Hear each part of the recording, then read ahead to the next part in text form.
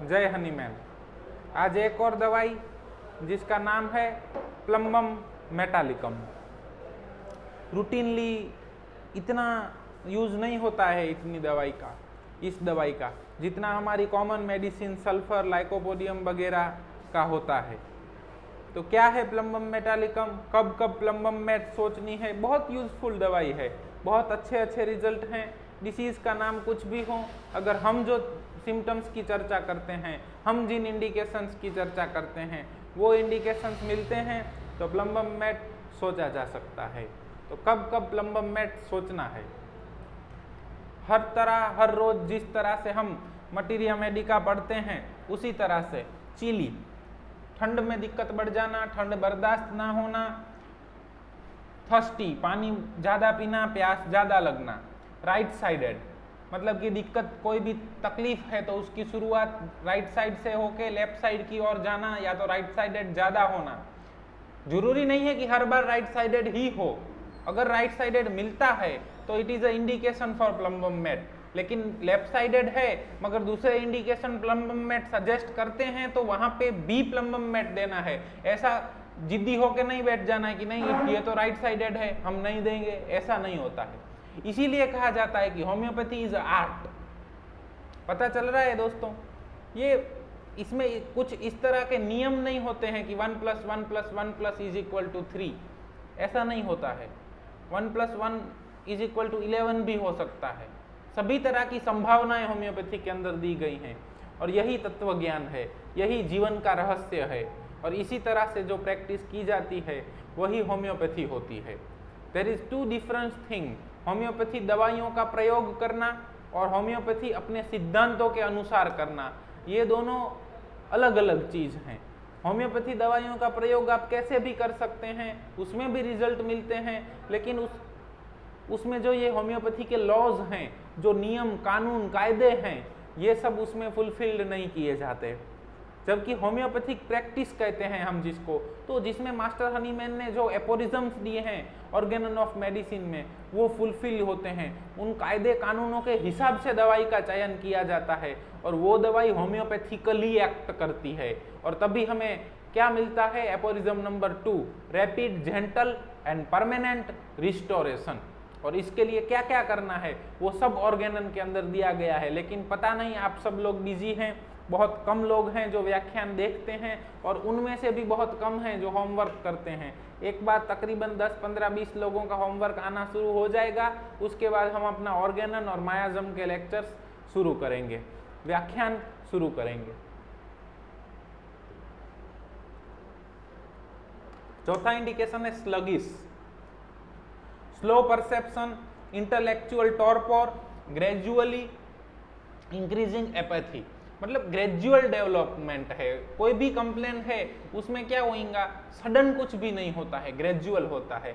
और स्लगिश का मतलब क्या होता है, टॉर्पोर का मतलब क्या होता है, कोमा के पहले की परिस्थिति जिसमें मरीज बहुत ज़्यादा अवेयर भी नहीं है लेकिन कोमेटोज भी नहीं कहा जा सकता। वो परिस्थिति है जो पेनफुल स्टिमुलाइट पे रिएक्ट करता है, 2, 3, 4 बार कहे जाने पे आपको है ऐसा रिएक्शन देगा। बहुत अवेयर भी नहीं है लेकिन अनअवेयर भी नहीं है। तो इस तरह की जो कंडीशंस हैं उनके अंदर भी प्लम्बम मेट सोचा जाना चाहिए। Violent colic, sensation as if abdominal wall is drawn by a string.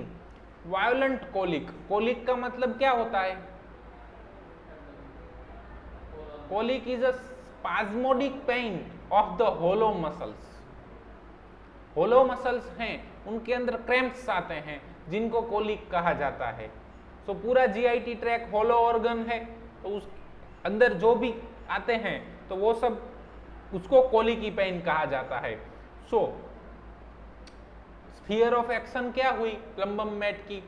GIT track ज्यादातर, यूटेरस वो भी होलो ऑर्गन है, हार्ट वो भी होलो मस्क्यूलर ऑर्गन है, ठीक है। So according to Boenninghausen location is very important. Excessive emaciation, general paralysis. अब कौन कौन सी ऐसी कंडीशन है कि जिसमें इमेसिएशन होता है? ट्यूबरकुलोसिस, कार्सिनोमा, डायबिटीज, ये सब ऐसी कंडीशन हैं कि जिनके अंदर वेट लॉस होता है, तो उन सभी कंडीशन के अंदर प्लम्बम मैट इंडिकेटेड होता है। दूसरे 2, 3, 4 इंडिकेशन मिले उसके मुताबिक दवाई चेंज हो जाएगा, लेकिन अगर इमेसिएशन है तो वहां पे प्लम्बम मैट सोचा जाना चाहिए। जनरल पैरालिसिस में भी प्लम्बम मैट सोचा जाना चाहिए। अगर ग्रेजुअल पैरालिसिस है, राइट साइडेड है, थर्स्टी है, तो वहां पे भी प्लम्बम मैट सोचा जाना चाहिए। इमेसिएशन ऑफ सफरिंग पार्ट्स, तो जो भी पार्ट पैरालाइज्ड हैं उन पार्ट का इमेसिएशन हो जाना, तो ये भी प्लम्बम मैट का इंडिकेशन है। Severe colic accompanied by obstinate constipation, colic है लेकिन ऑब्स्टिनेट कॉन्स्टिपेशन है, ऐसा कब होता है? कुछ केसेस हमने देखे हैं एपेंडिसाइटिस के, कि बिफोर एपेंडिसाइटिस उनको कॉन्स्टिपेशन डेवलप होता है,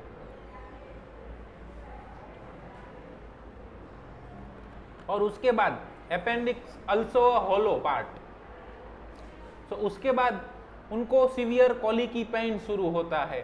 तो उन कंडीशन के अंदर भी अगर दूसरे अपेंडिक्स किस बाजू होता है? राइट साइड, तो again it is indication for plumbum mat.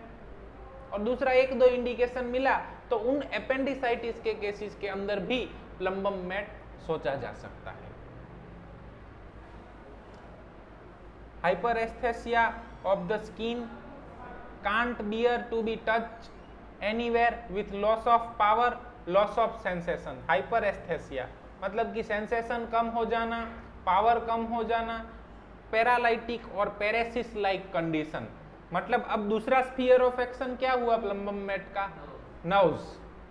So paralysis, hyperaesthesia, power, sensation, माने बोथ नर्व्स के ऊपर इफेक्ट मिल रहा है, sensory nerve as well as motor nerve.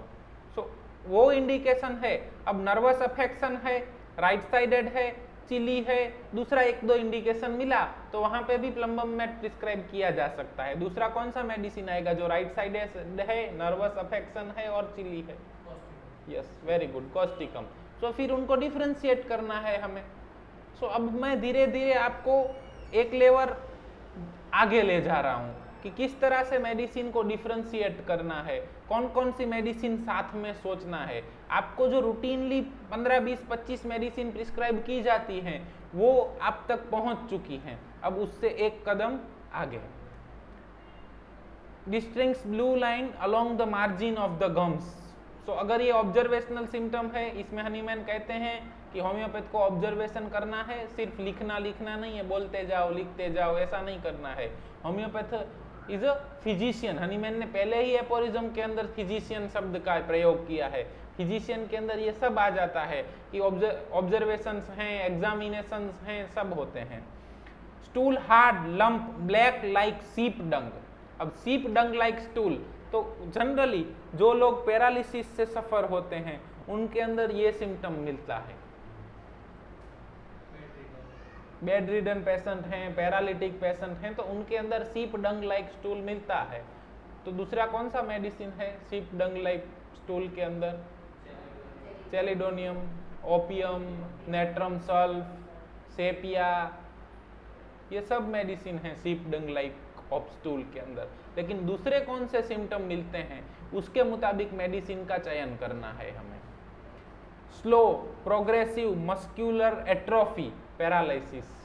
सो कौन सी ऐसी एट्रोफी है मस्क्यूलर जो स्लो और प्रोग्रेसिव है? यस, और गुलनबेरी सिंड्रोम। इसके अलावा ओल्ड एज हो सकता है, लेकिन एक चिल्ड्रन का डिसऑर्डर है जिसके अंदर मस्क्यूलर एट्रोफी होता है, dystrophy. Yes, very good, muscular dystrophy. So वो चिल्ड्रन के अंदर होने वाला ऐसा डिसीज है कि जिसके अंदर मसल्स और नर्व्स अफेक्ट्स होते हैं, और अगर उसमें दूसरे 2-3 इंडिकेशन मिलते हैं तो वहाँ पे भी प्लम्बम मैट सोचना चाहिए। ऐसे केसेस का हमें अभी तक कोई अनुभव नहीं है, लेकिन सोच सकते हैं कि इस तरह से उन केसेस के अंदर काम किया जा सकता है। शायद भले ही क्योर ना मिले, लेकिन पेशेंट का लाइफ हम बहुत अच्छा कर सकते हैं। Atrophy of organs, kidney, liver, uterus, spinal cord, कहीं भी एट्रोफी। अब एट्रोफी कब होएगा? ज़्यादातर ओल्ड एज के अंदर या तो प्रीमेच्योर ओल्ड के अंदर।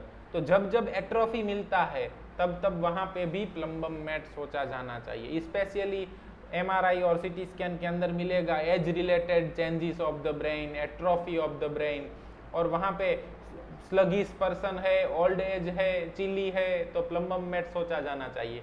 पार्किंसोनिज्म है या तो पैरालिसिस है, एज रिलेटेड चेंजेस मिल रहे हैं, और वहाँ पे राइट साइडेडनेस और थर्स्टी या चिली ऐसे कुछ इंडिकेशन मिलते हैं, तो वहाँ पे भी प्लम्बम मेट सोचा जाना चाहिए।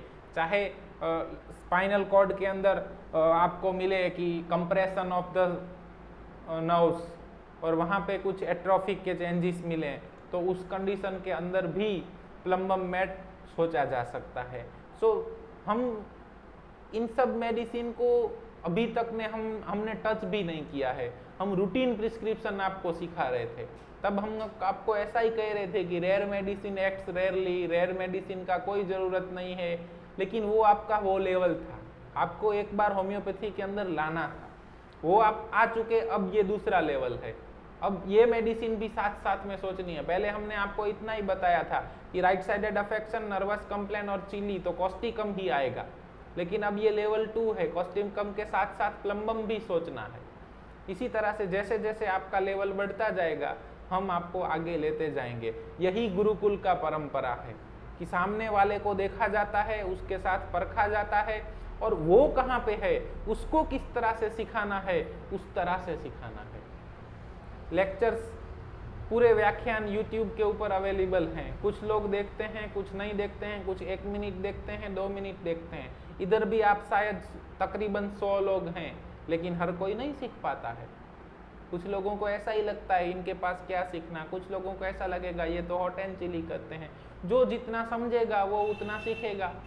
तो ये गुरुकुल का परंपरा है। यहाँ पे सिखाना शिक्षक गुरु की जिम्मेदारी नहीं है। जो शिष्य जितना सीखने की इच्छा रखता है वो उतना ही डीप जाके, उतना ही ज़्यादा जाके सीखता है। ये सीखने का प्रोसेस है, और आज हम लोग ये भूल चुके हैं, डिग्रियों के पीछे भाग रहे हैं, इसीलिए हम सीख नहीं पा रहे हैं। There is deficiency of skilled person in our country. Degree वाले लोग बहुत हैं, डॉक्टर आपको बहुत मिलेंगे, होम्योपैथ्स बहुत मिलेंगे, लेकिन उनमें से कितने लोग हैं जो सच्चा वाला होम्योपैथी कर सकते हैं? बहुत कम मिलेंगे। क्यों? क्योंकि उनके टीचरों ने उनको पढ़ाया है, उनको खुद को सीखने की इच्छा नहीं है, तो आप नहीं सीख सकते। स्वयं ब्रह्मा जी भी आए तब भी नहीं सीख सकते, क्योंकि सीखने की इच्छा आपके अंदर होनी चाहिए। इधर भी जितने तकरीबन 100 लोग हैं जो मेरे डायरेक्ट कांटेक्ट में हैं, फिर भी सब लोग नहीं सीख पाते। कुछ लोग हैं जो बहुत अच्छा सीखेंगे, कुछ लोग थोड़ा बहुत सीखेंगे, कुछ लोग कुछ भी नहीं सीखेंगे। क्यों? क्योंकि सीखना स्वयं की जिम्मेदारी होती है, कोई आपको सिखा नहीं सकता है। ये भारतीय परंपरा है और इसी को गुरु शिष्य परंपरा कहा जाता है। Anaemia, anaesthesia, paralysis, hyperasthenia, hyperaesthesia. अब एनीमिया है तो उसमें क्या होएगा? क्यों डाउन होएगा? किस किस तरह के एनीमिया होते हैं?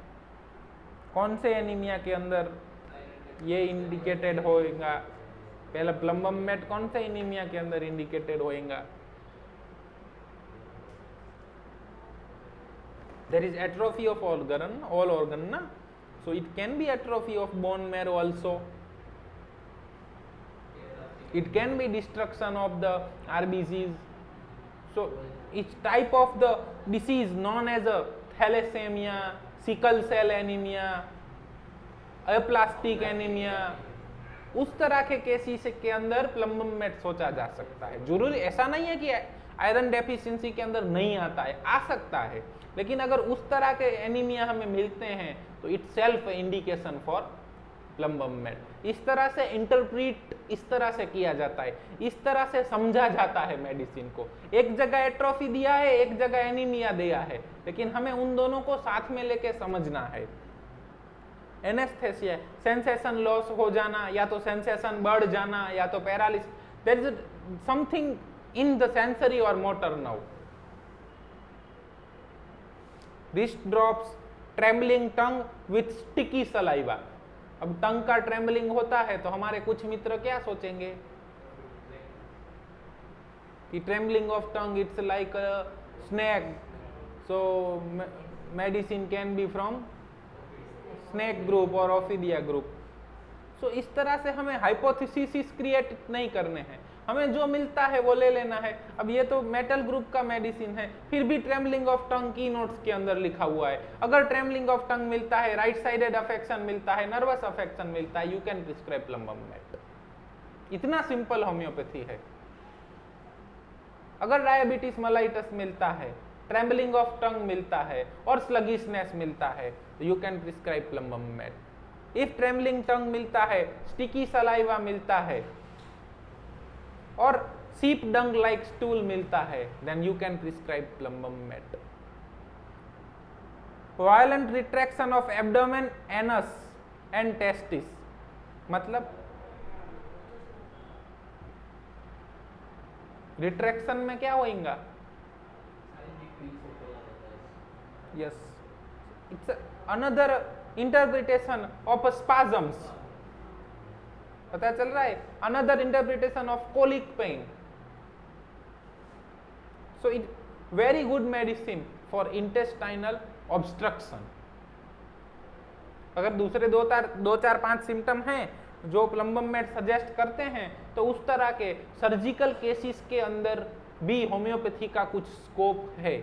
हम कन्फेस करते हैं, हमने एक भी केस के अंदर अभी तक प्रिस्क्राइब नहीं किया है. हमने पढ़ा है, अपने गुरुजनों से सुना है और आपको बता रहे हैं. इंटेस्टाइनल ऑब्स्ट्रक्शन के एक भी केस के अंदर हमने अभी तक मेडिसिन प्रिस्क्राइब नहीं किया है. ये हम कन्फेस कर रहे हैं. तो ऐसा नहीं है कि हम सब अपना ही अनुभव आपको दे रहे हैं, नहीं है तो हम आपको बता रहे हैं कि हमने नहीं किया है, आगे करेंगे. Induration of the memory gland. So induration का मतलब क्या होगा? अगेन एट्रोफी और hardness. So not only memory gland, any gland. पता चल रहा है? Any gland. सो चाहे कार्सिनोमा है, राइट साइडेड ब्रेस्ट के अंदर है, हार्डनेस हो गया है, तो वहां पे भी प्लम्बम मेट सोचा जा सकता है. अगर लीवर के अंदर सिरोसिस है, लीवर हार्ड हो गया है और दूसरे 2-4 सिम्टम मिल रहे हैं, तो वहां पे भी प्लम्बम मेट सोचा जा सकता है. पता चल रहा है किस तरह से मेडिसिन सोचना है?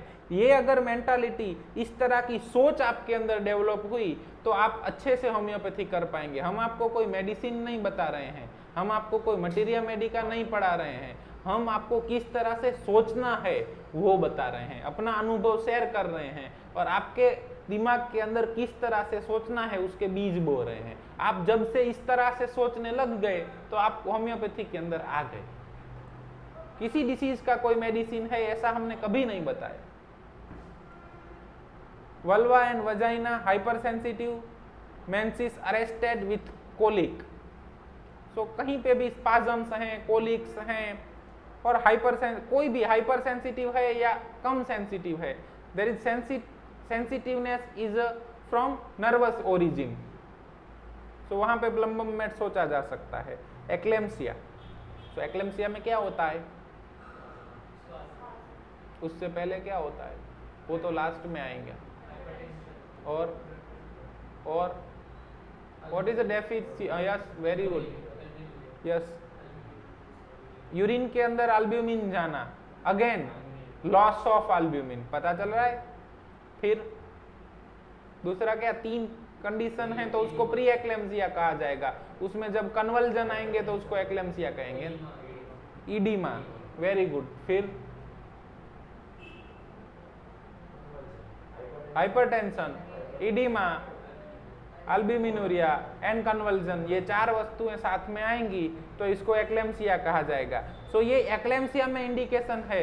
इसका मतलब जब जब यूरिन के अंदर अल्ब्यूमिन या प्रोटीन जाता है तो आपको यूरिन रिपोर्ट के अंदर अल्ब्यूमिन प्रेजेंट या प्रोटीन प्रेजेंट मिलता है तो it is indication for plumbum met. अगर आपके पास प्रेजेंट इडीमा लेके आता है पेशेंट उसकी प्रेजेंटिंग कंप्लेंट में, तो it is a indication of plumbum met. अगर कन्वर्जन का पेशेंट आता है तो भी it is indication of plumbum met. अगर प्रेगनेंसी के दौरान कोई भी कंप्लेंट लेके आता है तो it is indication of plumbum met. अगर हाइपरटेंशन लेके आता है then again it is indication of plumbum met. एक एक्लेम्सिया के अंदर से आपको प्लम्बम मैट के 5 इंडिकेशन मिल रहे हैं। पता चला? हम लोग बोलते हैं पेशेंट का कुछ बता नहीं रहा है, कुछ मिल नहीं रहा है। क्यों नहीं मिल रहा है? हमें आता नहीं है, उस तरह से देखना नहीं आता है। क्यों? एक बहुत अच्छा वाक्य है ना, What your mind knows your eyes can see। आपको पता ही नहीं है किस तरह से सोचना है तो आप उस तरह से कब देखोगे? और हम आपको इतना चिल्ला चिल्ला के बता रहे हैं लेकिन आप में से किसी को इंटरेस्ट नहीं है। बहुत कम लोग आते हैं, कभी कभार तो हम दीवार को पढ़ा रहे होते हैं।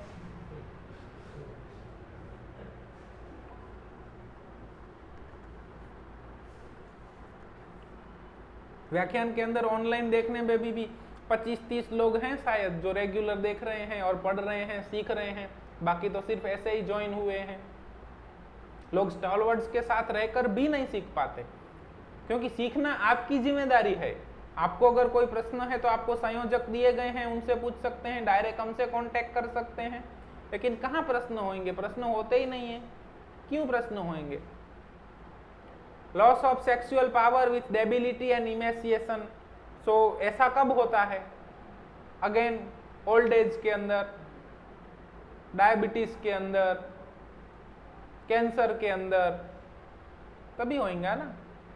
और अभी अभी कुछ डिसीजेस चल रहे हैं, उनके अंदर भी बहुत वीकनेस रहती है, बहुत डेबिलिटी रहती है, और उस दौरान अगर सेक्सुअल पावर लॉस हो जाता है।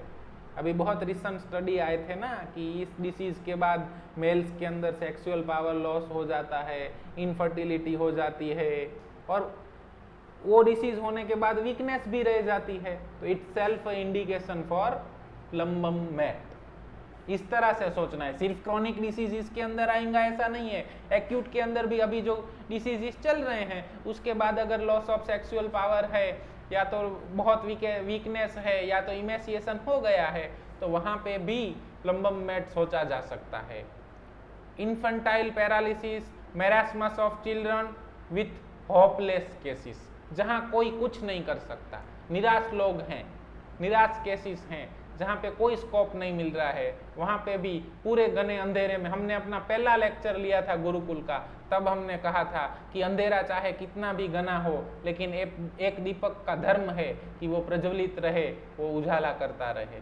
हमारी लड़ाई अंधेरे के साथ है, तो हमारी लड़ाई डिसीजेस के साथ है। Paralysis of extensor muscle so that extension become difficult and impossible। अब आपको इसके लिए मालूम होना चाहिए कि कौन से muscle extension group of muscle हैं, कौन से मसल, ठीक है, कौन से फ्लेक्शन के लिए हैं। तो इसके मुताबिक अगर सिर्फ एक्सटेंसर मसल्स का पैरालिसिस मिलता है तो it's self indication for plumbum met. Yellow skin, dark brown liver spot in climacteric period. अब अगेन प्रेगनेंसी के दौरान दिक्कत हुई तब भी प्लम्बम मैट सोचना है, मेनोपॉज के बाद या मेनोपॉज के दौरान कोई भी दिक्कत हुई तो भी प्लम्बम मैट सोचा जा सकता है। ब्राउन लिवर स्पॉट और येलो पिगमेंटेशन मतलब jaundice, so it is a liver remedy. क्यों? क्योंकि ग्लैंडुलर अफेक्शंस मिल रहे हैं। सो लीवर का कोई भी प्रॉब्लम है तो वहां पे भी प्लम्बम मैट सोचा जा सकता है। दूसरे इंडिकेशन मिलने चाहिए। Assume strange attitude and position in the bed, bright disease with small granular atrophies, atrophied kidney। कहाँ पे भी एट्रोफी मिलता है तो it's self indication of plumbum met. उस डिसीज का नाम कुछ भी हो, उस सिंड्रोम का नाम कुछ भी हो, हमें उससे बहुत लेना देना नहीं होता है। So it is a very good medicine in the cases which are at the terminal stages, जहाँ पे पेलिएशन करना है, उनका दर्द कम करना है, तो उस तरह के केसेस के अंदर ये मेडिसिन से हम बहुत अच्छा काम ले सकते हैं। लाइक सिस्टेमिक ल्यूपस एसएलई, तो उसमें क्या होता है, एट्रोफी ऑफ मल्टीपल ऑर्गन्स।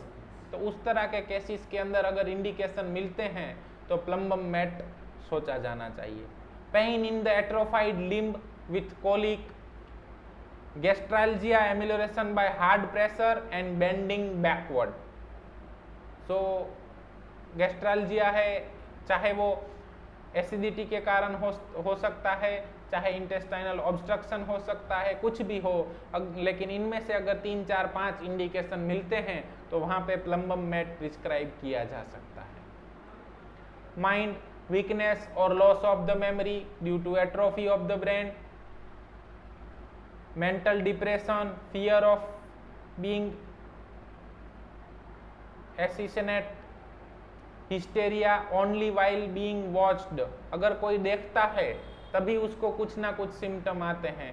तो स्पेशली इस तरह की कंप्लेन अभी तो सब में कॉमन है, लेकिन specially in womens, newly married womens के अंदर ये डिसीज ज़्यादातर देखने को मिल रहा है। Physical labour exhaust the mind, intensely emotional while intellect is slow down, lassitude, faint on going into room full of people, inclined to deceive, to cheat or feign। मतलब इनमें से भी अगर कोई 3, 4 इंडिकेशन, 1, 2 इंडिकेशन मिलते हैं तो वहाँ पे भी प्लम्बम मेट सोचा जा सकता है। हमारी प्रैक्टिस के दौरान verified symptom weakness of memory है, डिप्रेशन है, मेंटल फटीग है और हिस्टेरिया है। दूसरे सिम्टम इधर दिए गए हैं तो हमने आपको बताया, हमारी प्रैक्टिस में अभी तक वेरीफाइड हमने नहीं किए हैं।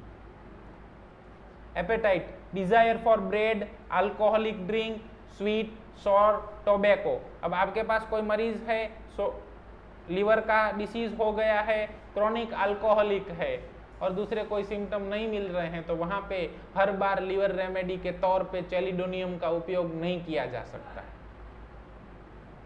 प्लम्बम मेट भी सोचना है। कोई ऐसा मरीज है जो ब्रेड डिजायर है, ऑब्स्टिनेट कॉन्स्टिपेशन है, चिली है, थर्स्टी है और डायबिटिक है, तो वहाँ पे भी प्लम्बम मेट प्रिस्क्राइब किया जा सकता है। Aversion to food, causation, ill effect of repelled eruption और sexual excess, odour of paints. Paints के ऑर्डर के बाद अगर कोई दिक्कत शुरू हुई है, ऐसा कुछ मिलता है आपको, specially order of turpentine, paints के अंदर उसका ज़्यादा यूज होता है, या तो ऑर्डर ऑफ पेट्रोलियम, कोई भी petrol, diesel, oil, naphtha, paint, इन किसी की भी स्मेल के बाद अगर दिक्कत शुरू होती है तो वहाँ पे भी प्लम्बम मेट सोचा जाना चाहिए। क्यों?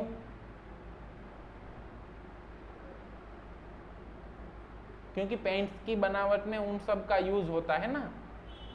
पेंट मतलब क्या?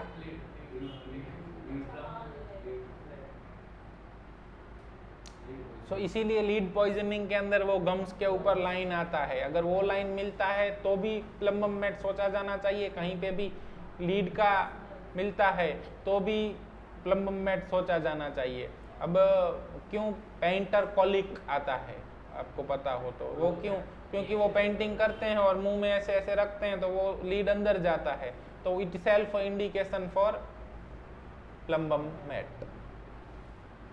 Modality, aggravation at night, exertion and motion, amelioration from hard pressure and rubbing, bending backward, relieve the pain। आपके पास कोई मरीज आता है, राइट साइडेड लंबर पेन है, कोली की पेन है, रिनल स्टोन के साथ प्रेजेंट हुआ है और बैकवर्ड बेंडिंग से उसको अच्छा लग रहा है, तो वहाँ पे स्टोन के केस के अंदर भी मेडिसिन आपका प्लम्बम मेट हो सकता है। तो अब हमें इस मेंटालिटी में से बाहर निकलना है कि राइट साइडेड स्टोन मतलब लाइकोपोडियम, ऐसा नहीं होता। It can be pulsatilla, it can be plumbum met, it can be bryonia, बहुत सारे मेडिसिन हैं।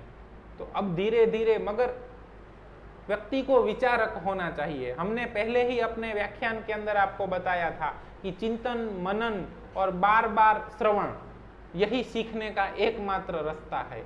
इस पाथ पे चलेंगे तो ही अच्छा होम्योपैथी सीख पाएंगे। बाकी जब आपको लग गया कि ये सब तो मेरे को आता है, वहीं से